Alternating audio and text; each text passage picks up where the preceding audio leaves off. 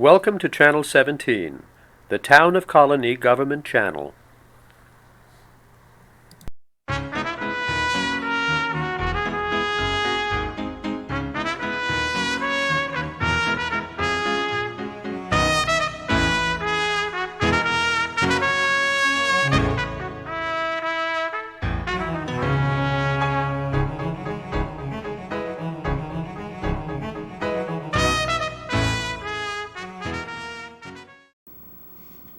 Hello, my name's Kevin Morgan, and I'm a member of the Town of Colony's Veterans Project.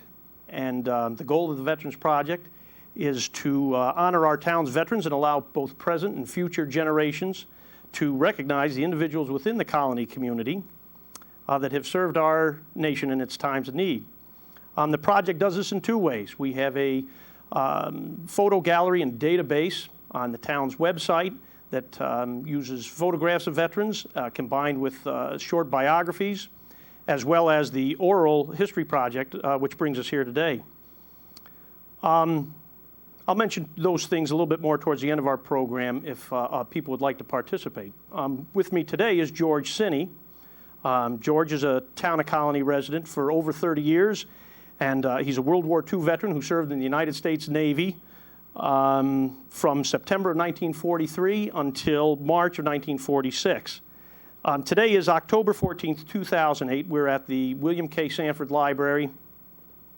And I'd like to start by thanking Mr. Cinney for participating in our program and welcoming him to this program.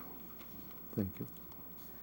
At the risk of getting a little bit ahead of myself, I want to mention the significance of today's date, being, and I said it before, it's October 14th, 2008. It happens to be exactly 64 years to the day that Mr. Cinney's ship, the USS Houston, CL-81, was torpedoed in the Pacific Ocean. And that's quite interesting, and that will develop as our conversation does. But I'd like to start off with some basic information. And Mr. Cinney, if you don't mind, could you state for the record your full name and date of birth, please? Of course. My full name is George A. Cinney, Jr. My date of birth is July 11, 1925, in the city of Albany, New York. All right, George, were you drafted or did you enlist? That's a good question. I tried to enlist in the Marine Corps the year before, and I failed the eyesight examination. At that time, I was 17. When I became 18, the day after I received a notice from the draft board to report, one day after my birthday. And because of my experience as a warehouseman, there was a potential for me to go into the Army with a rating in, I guess, whatever the equivalent is, the Navy equivalent is storekeeping. I guess it's supply in the Army. But when we went through the classification process in Albany, they determined that so many people would go into the Navy. I don't know how they determined that, but it was maybe 10 or 12% of the group who were being drafted would go in the Navy, so many in the Marine Corps, and the balance in the Army. And I fought to go in the Army because I thought I would be going with a rating. And they told me I could go into the Army with a rating, okay, but I'd probably have a court-martial to add to it. So anyway, I went into the Navy, and believe it or not, I was drafted into the Navy. I did not enlist. They drafted me into the Navy, which is sum and substance the same thing as enlisting, but officially you're drafted. Okay. George, what did you do prior to the war, as far as schooling or employment? Well, schooling was rather abbreviated. I'm a high school dropout, and it was necessary for me to go to work. And my first job, after having completed third year of high school, was as a yard clerk at the D&H Railroad in Grenville, outside the Schenectady Airport. But it didn't last long. I had to lie about my age to get the job. And shortly after being on the job, And after having refused to move to Schenectady to live at the yardmaster's house,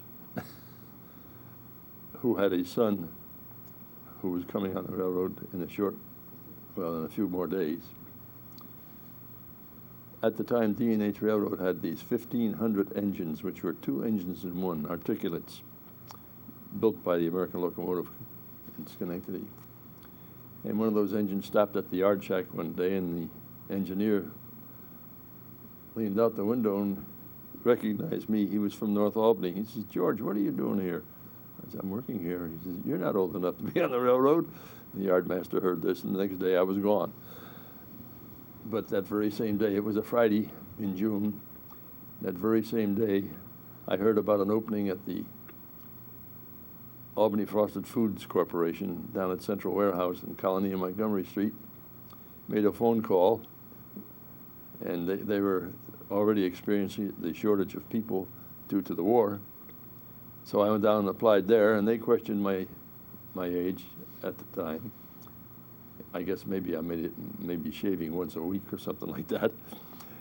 And I got away with that because of my experience on the railroad. It happened to be that the vice president of the corporation who was interviewing me was a railroad buff. And so I really wowed him with my knowledge of the 1,500 engine. I got hired. So I lost the job on Friday morning, and I was hired Friday afternoon in Albany. And the job wasn't a great job. I was working in a freezer. But I persevered and got to the point where I remember one incident where I needed more money, but already wages were frozen. So the president of the company knew my desire, and he thought I was going to leave because there were certainly plenty of openings at this point with the shortage of manpower. He made a decision to give me so many hours of overtime every week. Even though he couldn't increase my pay rate, he could give me overtime hours a time and a half, which took care of it and bypassed the ruling about freezing pay. So that worked out okay. And they, in turn, some time later, in order to assure themselves of product to sell, because that was getting very, very short. Rationing was already in vogue. They sent me and 2 other fellows to Rochester, New York, to work for Curtis Burns Blue Label products, which some of the old timers might recall that label, with ketchup and peas and corn and what have you. And that put us in a strategic industry. And I suppose, although it was never actually spoken in the sense, that was to get us a deferment in the draft. But what they didn't know is I don't want to be deferred. So when my draft number came, which was the day after I became 18, I was in the draft, and off I went. But as an aside to that, on my 19th birthday, we were mopping up in the Marianas, that's Saipan, Guam, Tinian, and Rota invasions, where they had the first Battle of the Philippine Sea, the turkey shoot, Marianas turkey shoot. Yeah.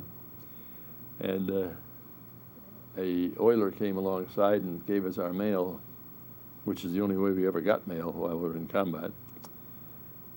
And among my stack of letters was a check from the Albany Frosted Foods for $500, happy birthday. Well, half the people on my ship wanted to, when the war was over, they wanted to come back to Albany and go to work for Albany Frosted Foods. Actually, it wasn't $500. It was a $500 at the end of 10 years, but I think that they paid $250 or $75 for it. But it was a real fine present, and it was sure made an impression on all my shipmates. And it also made an impression upon me, because as soon as I did get discharged from the Navy, I went right back there and went to work for them. Okay. Now, do you want to continue with the employment situation, or? No, we'll come back to that. Okay.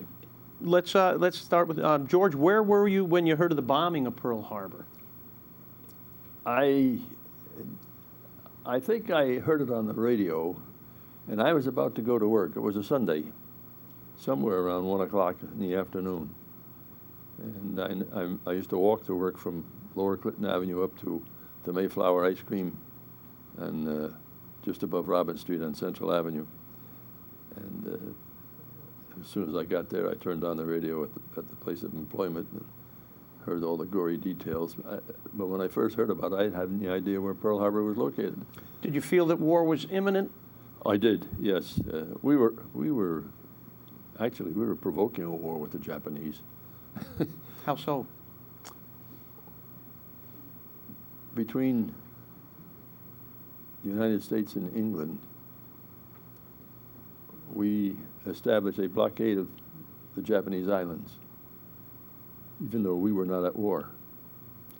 We cut them off from their oil supply, and the Japs got down to a point where I think they had 4 months oil supply. And for a seafaring nation, that was disaster. Also, we had other restrictions on the Japanese. And at that time, it was very popular. It was popular with President Roosevelt to tell, our boys will not fight on foreign shores. In other words, we won't go to a war with anybody unless we're provoked. Well, we provoked them. Then they provoked us with the raid on Pearl Harbor. So our trade policies had a lot to do with it. had something to do with it. I might add this too, that I think the surprise attack on Pearl Harbor really wasn't a surprise to the people in the know, because at the time, it took the Japanese almost a week to get to Pearl Harbor from the home islands, and there's a pretty large task force that they sent there. And in that, they went the northern route up by the Aleutians and down into Hawaii, and at no time did any of us was anyone informed of their coming, and yet we had submarines in the area. We also had ADF direction finders at all these locations, and yet we were told that it was a surprise attack. But of course, on Sunday, December 7th, you had no knowledge of those things. None whatever. I had no knowledge of radio or anything other than to turn it on, But anyway. All right. That was an awful loss of life, though. That was unnecessarily done. And I might add, the Japanese made tragic mistakes in that Pearl Harbor attack. One of their biggest mistakes, they never hit any of the fuel dumps in Hawaii. And consequently, we had all the power we needed. Or never hit a power station. We had the fuel and the power to rebuild. And of course, we were rebuilding old ships, but meantime, our war production was really gearing up back in the States, and that was really the thing that killed the Japanese, was our war production. And you said you lived in Albany. Did you have any siblings? Oh, yes. And were there any of them involved or in the service? I had no brothers, all sisters. Okay. Yeah. Okay. Do you recall your first days in service? Where was boot camp, let's say? Boot camp was Sampson, New York, which is outside of Geneva, New York, on Lake Seneca. And the very first day, as I recall, I think we had to get up at 2. No, the day before we went to Sampson, we had to report to the YMCA, which is now the Steuben Club or something, down in Pearl and Steuben Street. And we slept there that night on the floor with mats. And early the next morning, they got us up, our first reveille. And what a ragtag bunch of guys we were. Anyway, they took us to a restaurant on State Street. I'm not sure whether it was O'Connor's or Thompson's, and fed us. It was still dark. Then ushered us down to the Union Depot, put us aboard a train, and took us to Sampson. And the train that we boarded took us directly into the Sampson Naval Base, which required a transfer at Syracuse in order to get onto the Lehigh Valley tracks, I guess it was, that brought us up into the Sampson Naval Base. And we arrived there, I guess somewhere around 3 or 4 in the afternoon. How did you survive basic training? Basic training, it wasn't as tough as people tend to think it was. You got up in the morning and you learned an awful lot about discipline. You either did as they told you or God help you. But I found basic training was pretty good, and it certainly got us all into reasonably good shape. Were most of the people around you people who had come from the Albany area? Basically, on the first day, that was all Albany, or its surrounding area. But when we got into boot camp, Company 518 was our first company, which was comprised of, I think, 112 people. I'm just guessing at that. It might be 118 or something around that. We had a lot of New Yorkers and Pennsylvanians, excuse me, in that group, and we meshed pretty well together. You know, we were all in the same boat, so to speak, and it was a question of how can you survive this all these regulations and all this discipline, which none of us were experienced at before. How long did your boot camp training last? I think it was 12 weeks. Okay. And had you ever been to sea? No, I have not. I had not at the time, and I loved the water. I was a pretty good swimmer, and spent a lot of time in the ocean with my aunt and uncle up in Maine during the summers, and quite a bit of time at Lincoln Park and Mid-City Park in Albany. So you were comfortable with the idea of being in the Navy and swimming? Swimming was fine with me, and the Navy was fine in that respect. Where, after Sampson, where did the Navy take you? Well, I remained at Sampson. They sent me to radio school, and that was I think it was 4.5 months of very highly concentrated study. And how did you get selected for that, George? Was there testing that went on? Or we had what they call general classification tests, and radiomen for some reason ranked pretty high on that classification test. I know the only people who were assigned before us, which was about 5% of the whole class. And by the way, this classification test wasn't just the people in my company, it was the whole unit of the G unit in Sampson, which is an awful lot of people, like a battalion. And to get back to your question about how we were selected, I can't really explain it other than the fact that I think the top 10% went to radar, radio, and fire control. And after that, I can't explain the rest of it. Okay. But it was a coincidence, I think, or maybe not, that many of us radio men received our classification as a result of some questions pertaining to music. But I don't know that. That's just, conjecture on my part. But I know we could all sing together our barbershop quartets pretty well. But all right. So the training, how many weeks training was that? that was, I believe, 4 months. 4 months of training. Yeah, in concentrated training. And an interesting. And when you say concentrated, more hours than you'd normally put in at academics? It was like not only just a work day, but it was a work day plus. And you would go in early in the morning and work till probably 4 or 5 in the afternoon in school. And then you do your other duties. Now, and that was 6 days a week. And that's another thing that I had some experience at typing. So I was made a typing instructor, and I was an instructor to my class that I was a member of.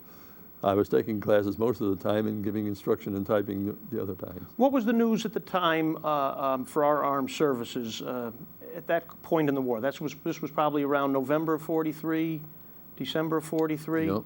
How were we faring? What's your recollection of what we were at that point? We were experiencing severe losses in the Pacific. Maybe later on in this interview we might get into the politics involved in it, but we'll skip that for now. But we were grossly outnumbered by the Japanese in the Pacific, and we were outgunned by them, and also out-technicaled by them. They had better torpedoes, and the radar was at least equal to, if not superior to ours, but they were much superior to us in night fighting. And if your history books will tell you that there was an awful lot of night fighting going on in the years of 42 and early 43. And most of the real sinkings and casualties was in that period of time in the Pacific. I was fortunate, although all my time in the Pacific was spent in combat,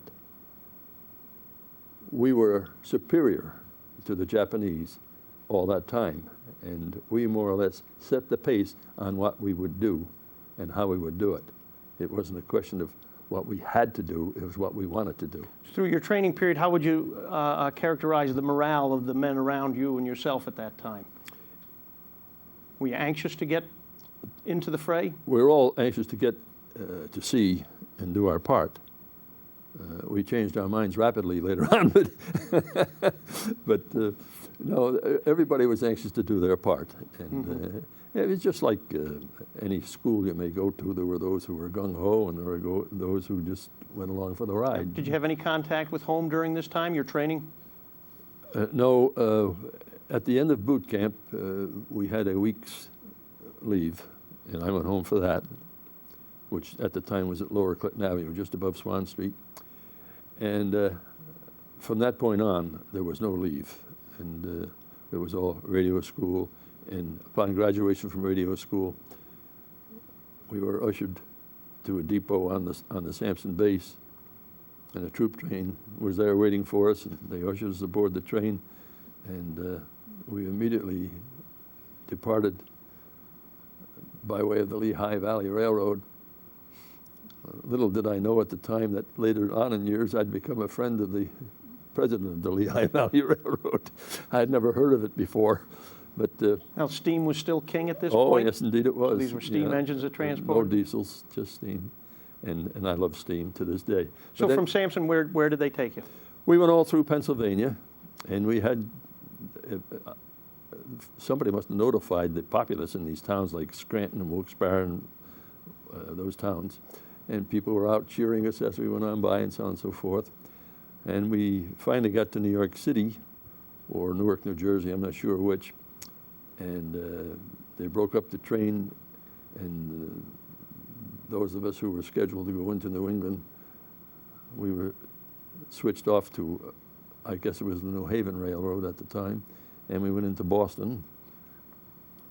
Having left Sampson at 10 in the morning, we arrived in Boston at 3 in the morning, the next morning. And that was the basic transportation for us at the time. And the rest of the people went on down to Little Creek, Virginia, which is amphibious training and what have you. And that's how we all got separated. But there was no leave or anything at that time. But in a minute or so, I'll tell you how I wound up getting some leave anyway. All right. When did you know what ship you were going to be stationed on, or how did that come about? Did you have any say in the matter, or were you just told where you were to report? I had reason to believe that I was going to be assigned to either the Marblehead or the Augusta, both cruisers. The Marblehead, a very old cruiser, and the Augusta, and they were both Atlantic operatives. I didn't get aboard either, but the Augusta was, I guess, President Roosevelt's cruiser at the time. Originally, Roosevelt's cruiser was the original Houston, CA-80. CA-80, yeah, that was it. CA-30, I believe. 30. Originally. Yeah, a heavy yes. cruiser, that's right, CA-30. Yeah, in peacetime that was FDR's mode of transport, transatlantic. Yeah. That was a pretty nice yacht. And of course that went on to be sunk in the Battle of Sunda Strait. Yeah, in Java, yeah. Mm-hmm. And the Marblehead escaped at that same time. Okay. And made it back to the States. But the CA-30 was an old ship, and but still capable of putting out a lot of firepower. Right. Yeah. So really, all right. So back then, when was the first time you learned that you were going to be assigned to the Houston, the new Houston, the CL-80? one? As near as I can recollect, Kevin, it was about 2 o'clock in the morning. Or 3 or 4 o'clock in the morning. No, it was 4 a.m. Another fellow and I, by the name of Singer, Bernie Singer from the Bronx, who was a crackerjack radio man and a bright individual, and we served on the Houston thereafter. But we were awakened at 4 a.m. and hurry up, gear up. You're going to catch the USS Houston. Huh? So we hurried up and geared up. But a cruiser was agreeable to you? I didn't know that much about a ship. Okay. Sounded okay to me. And where did you find the Houston? Where did it Well, depart? it was in Boston Harbor. Okay. And well, they rushed us to the Houston, and the Houston had already taken the lines up and was ready to cast off. Was it at a pier or was it out in the It was harbor? at a pier. And we had to toss our sea bags. I don't know if you've ever recall these sea bags. They were heavy. We had to toss them aboard and then leap ourselves aboard. And it was one of the more comical things I can recall of my Navy days. There was an officer there who turned out to be an awfully fine man. He was a full commander by the name of Broussard, who later became an admiral. And he was the executive officer of the USS Houston. And we didn't know, a cruiser from a rowboat. They all looked alike to me. They looked good. But anyway, we got aboard in a hurry, or either that or dropping the drink. And he welcomed us aboard, Singer and I. And meanwhile, on the deck above, which covered him, he stood on the main deck, and the deck above was over his head. And there was a fellow up there who was a typical Navy goof-off. And he was, for the entire years we were on the ship, this guy was a goof-off. They couldn't break him because he was down at the lowest possible rate you could be. And he was in and out of the brig all the time. And he's up there yelling. He doesn't know the commander is standing there talking to us. Boy, you're going to hate this ship. He buried himself right there. Did he ever? Well, that was a good lesson to learn. Were you impressed with the Houston when you? Yeah, I was, but saw it? I was somewhat. It was a brand new ship, correct? Oh, absolutely! It had just completed its shakedown cruise, and what was the purpose of a shakedown cruise? well, you put the ship through just about every conceivable maneuver you can do, like going ahead full speed and then reversing the engines and Put it through its paces. see what it can do and what it cannot do, and then they find it worthy of joining a fleet. Because a fleet maneuver is one of those things that has to be precise. Otherwise, if you've got 400 ships and one's turning one way, one's turning the other, you got a real mayhem. But at any rate, we'll get into that a little later on in the discussion. So how were you introduced to your position aboard the ship, and who was your immediate officer, let's say? Okay. The CWO, which is Communication Watch Officer, is the head communicator. He's in charge of radio and signal operations, the signal bridge and the radio shack. And there was only one signal bridge, but there were three radio operations aboard the ship, radio 1, 2, and 3.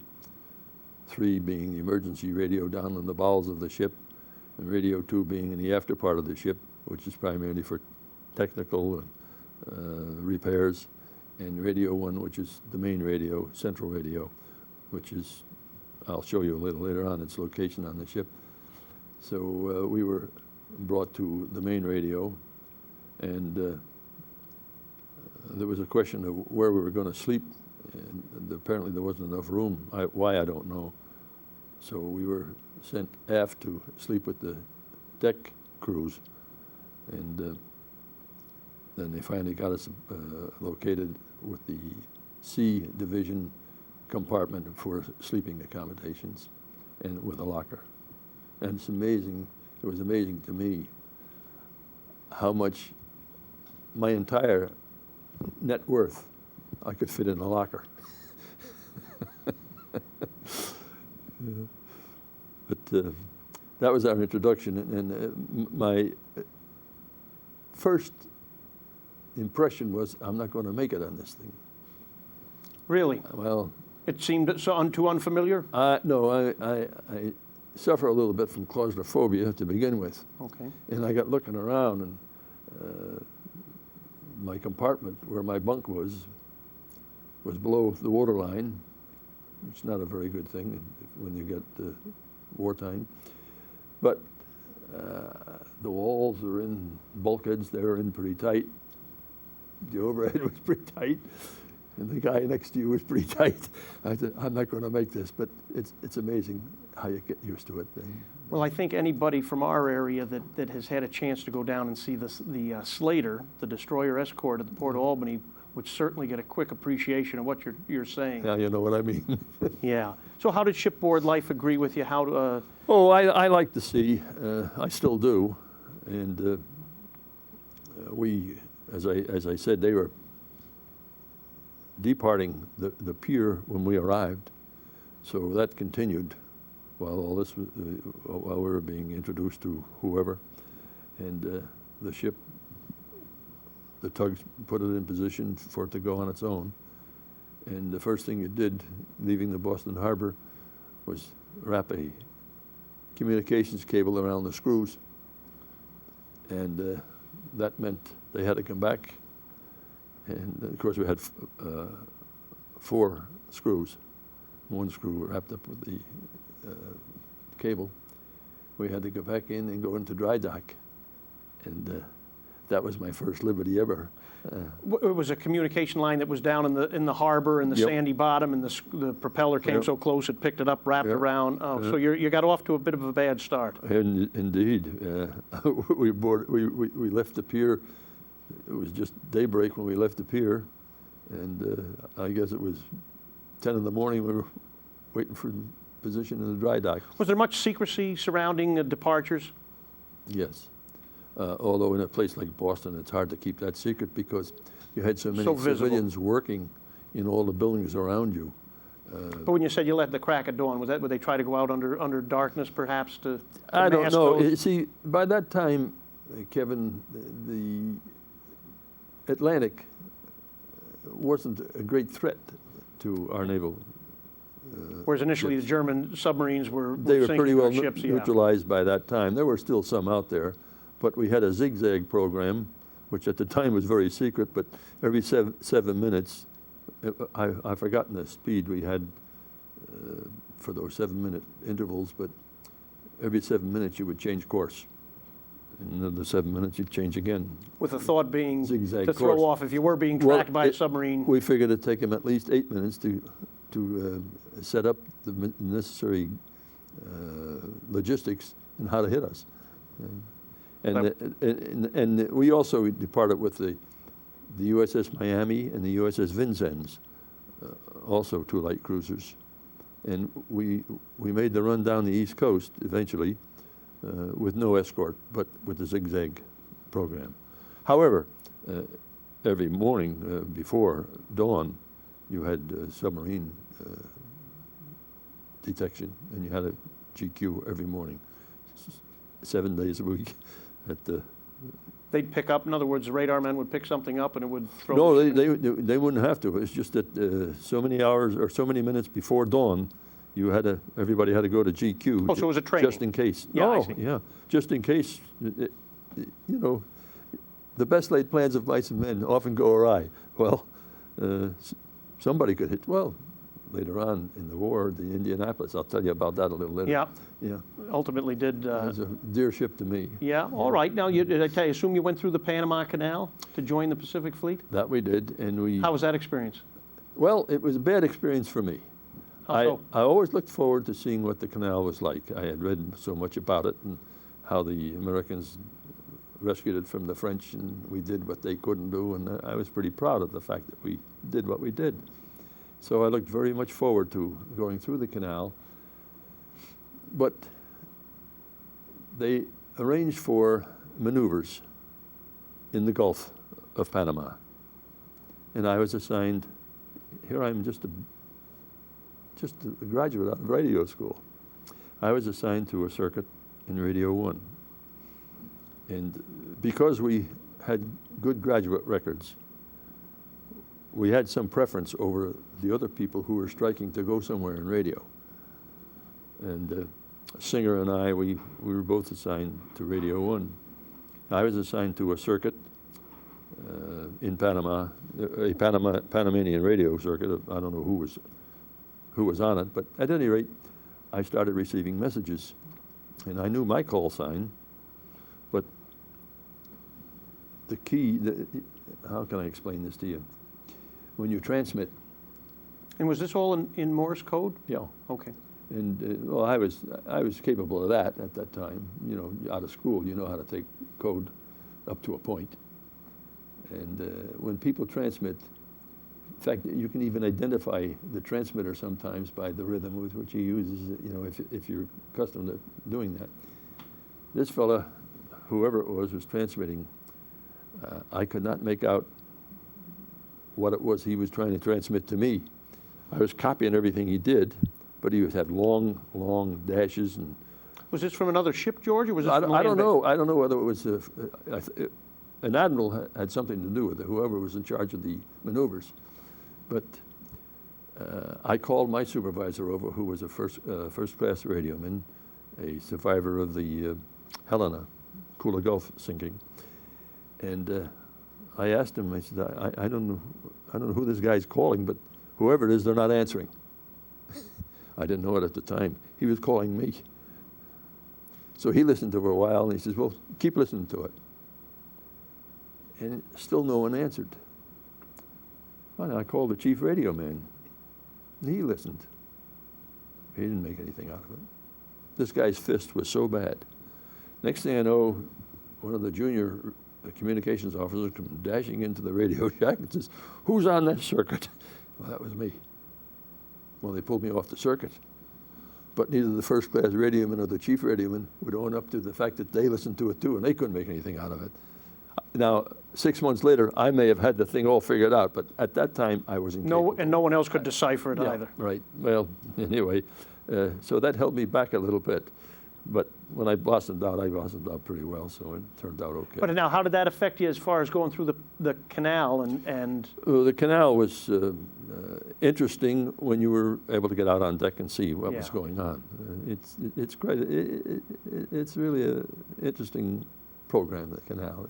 It's wonderful what we achieved down there. When did the ship arrive at the Pacific? Our first Pacific port was San Diego. We arrived there, I can't give you a date, Kevin, but it had to be sometime. At this point, was it into 1944? Oh, it was 43 yet. Late fall, okay. No, excuse me, it was 44. It was about February 44. We arrived in the San Diego area, and we took on. We were only there for 2 days.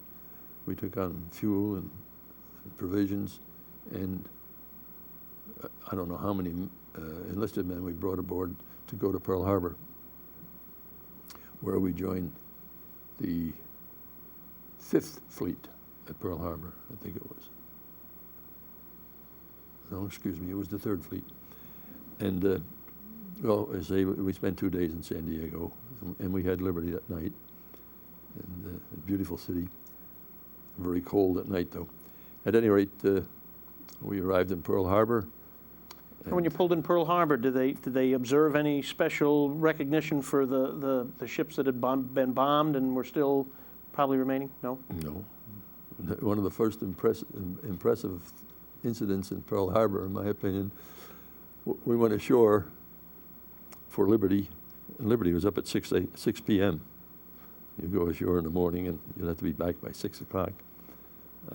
They have many, many security precautions in Pearl Harbor because of the high Japanese population and even the Polynesian population. But at any rate, my first impression of Pearl Harbor was a good one. We got ashore at, I think it was Aiea Landing or Richardson Landing, one of the two. And there's a water fountain there, but there was no water. It was pineapple juice.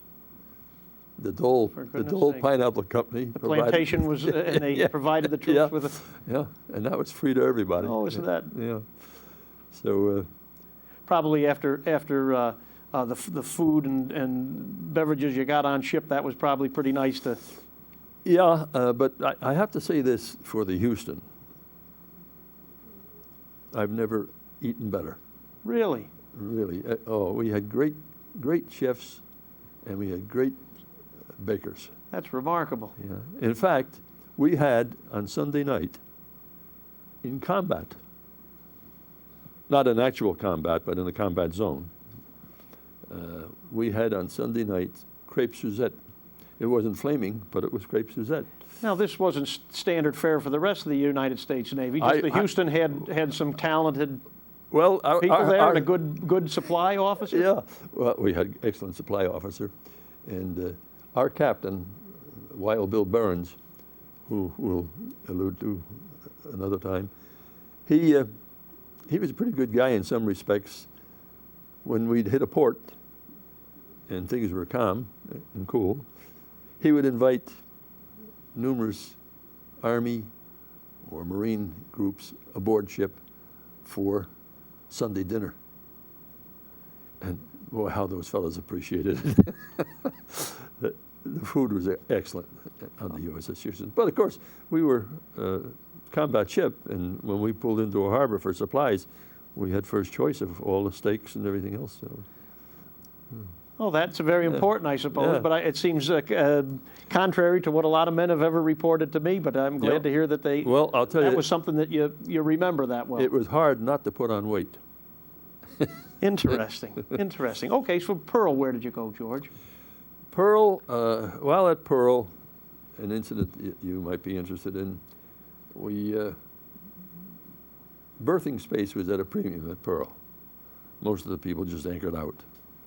But we at one time, we were at a dock, and the Indianapolis came in, and which became very, very famous later on. And The Indianapolis that delivered parts of the atom bomb and was ultimately sunk on its return trip. And she pulled alongside, and in fact, I think the term for that was rafting. They tied her up to the Houston, side by side. And we got to know the Indianapolis crew pretty well. In fact, the Indianapolis had a Catholic chaplain who I think was killed in the sinking of the Indianapolis a year later. And it was my first experience as a Catholic to experience general confession. Now, we had a Protestant chaplain, and he conducted Protestant services on Sunday morning, and the Indianapolis conducted Catholic services on Sunday morning, so we just rotated. And Did many men participate? oh yes, yeah, more than you might think. Yeah, it was first for me in quite a while, but as I say, it was my first experience with general confession, and I was sorry to hear later on that I think he lost his life in the sinking. But a number of our officers, Annapolis officers, were closely related to a number of the Annapolis officers on the Indianapolis. Indianapolis was a beautiful ship, beautiful lines to it, but it was old. George, did you have, quite frequently, did you have drills, I suppose, when you're out to sea for both firing, gunnery, and other operations on the ship? Constant. And from your position in the radio room, C1, is that what you called it? Radio 1. Radio 1. Central Radio. Central Radio, okay.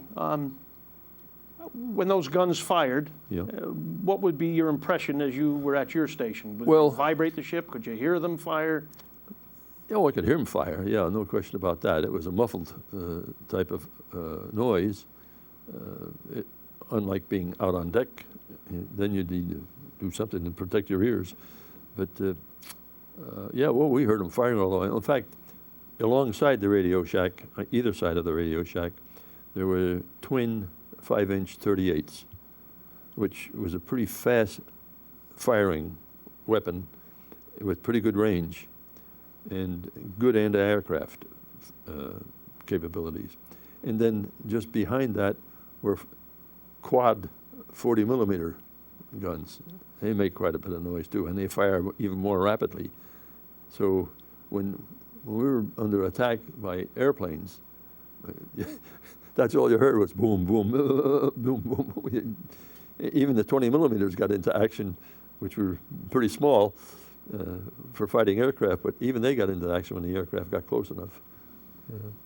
And the position in the radio room was to transmit between ships? I mean, the Houston was a ship of the line. And what size were her guns? Our main battery was 6-inch. 6-inch. Yeah, and our secondary battery was 5-inch, and then we had 40 millimeters, which there's another name for those, Beauforts, I think they call them. And then we had 20 millimeters, and that was it. Now, would your main purpose would be to communicate between ships to keep things in contact? During an actual battle condition, that was my primary job.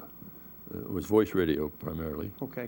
And but it was VHF or UHF, so that you didn't have to worry about radio silence. How would you receive what orders you had for what information to transmit? I would receive that from my supervisor, who would get it from the CWO. And they would say, send this immediately to such and such a ship? Or yeah, but it was mostly, as I look back, response on my part.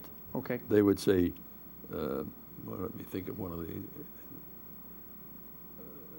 They would say something to the effect that execute to follow. Left turn so many degrees, and then there'd be silence. I'd have to repeat that back so there'd be no misunderstanding. And so there was duplicity of every message? Absolutely, yeah. Otherwise you'd have ships turning into each other. And then when the admiral or whoever gave the order to execute, everybody executes. How long was your tour? How long were you on at your station, let's say, before you were relieved? Well, if it was ordinary cruising in a combat zone, which, and by saying that, you're in a combat zone, but you're not firing and fighting, but you're ready for it. But if you're at GQ, that's a different ballgame. At GQ, I'd be there until the GQ ended.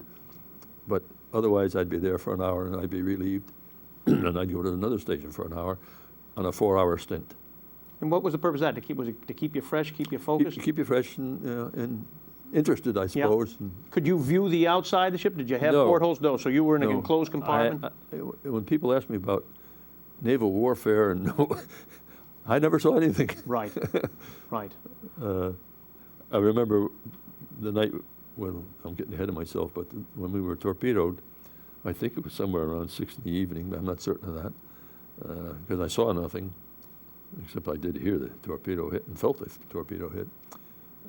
They dispatched a friend of mine, a good radio man, to Jerry Morissette, to go outside and reconnoiter was the term they used. And he came back and reported there's bodies in the water and there's oil all over the place and so on and so forth. That was my view of combat. Well, why don't we, unless there's anything in between, why don't we talk about the incident and the engagement that ultimately led to the torpedoing of the Houston? That's fine. All right. What location were you at as far as what you knew at that time? I was in main radio, Radio 1, Central Radio, and I was copying Radio Honolulu, which was the station, and sometimes we'd be copying code from there at, maybe 5,500 miles away from the station. And that was low frequency, and it had all the problems that come with low frequency and distance.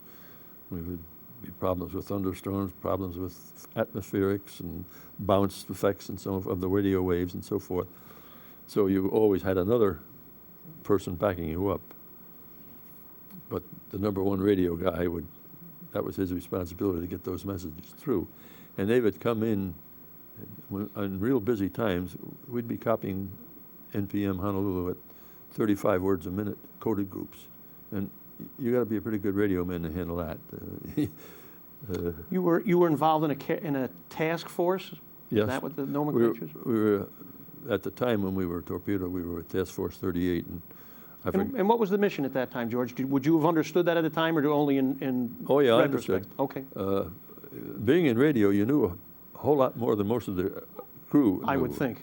In fact, one of my jobs also was to, along with 3 or 4 other people, to copy the press. And we would put out a 2-page, both sides, every day, press for the crew. And Who scripted that? Supervisor. yeah, I don't know. You mean who edited it? Yeah, in other words, I suppose, I imagine a lot of people would want to talk to you to learn perhaps what you might know, to get an Well, advanced knowledge of where the ship was heading. And Well, depending upon the signal you were receiving, and we copied Reuters and all those different ones, and the atmospherics. For the most part, there was no editing. You just copied, and if you were a good radio man, and fortunately I was one of those, they didn't edit your stuff, they just printed it. And sometimes they did have to edit out when you had more than 2 pages material. so you felt your skills, between your training and your aptitude, you learned your job well, Yes, I did. and were proud of how you, Well, from your duties and responsibilities on that I'm ship. glad you asked that, Kevin, because one night, I think it was 1 o'clock in the morning, the main radio, forward of the main radio was the decoding room. And we never spent any time in the decoding room. That was for people who decoded messages, the messages that we copied. And the communications was primarily copy, copy, copy. There was very little transmitting with that type of communication. So one night, or 1 o'clock in the morning, a supply officer who was a decoder, he come out and he wanted to know, who the hell is Gackney? Well, that was me. I used to sign my messages Gacinney. Sort of a prelude to this computer program today, I guess. What foresight. Anyway, he came out and he said, I want to know who Gackney is. And my supervisor, with whom I had a certain amount of respect for him. I didn't get along with him too well, but he respected my abilities and I respected his, and His authority. we worked okay. Right. He thought maybe I goofed up on a message. He goes, well, that's him right there, sir. He was happy to point Sonny out. says, I want to tell you, it's the first perfect message I've ever copied, 437 coded groups without an error. Well, that had to be pretty good on Honolulu's part, too, because they didn't make an error in sending it to me. Yeah. Oh, that's... Yeah, so that turned out pretty good, and I got promoted shortly thereafter. But anyway, that took care of the Panamanian situation. Very good. Right, made up for that. Yeah. Oh, that's good. That's good. All right. What can you tell me about when the Houston engaged the enemy? How many ships were in that grouping? What were the circumstances that led up to it? What was the mission, first of all? I guess we should start with that.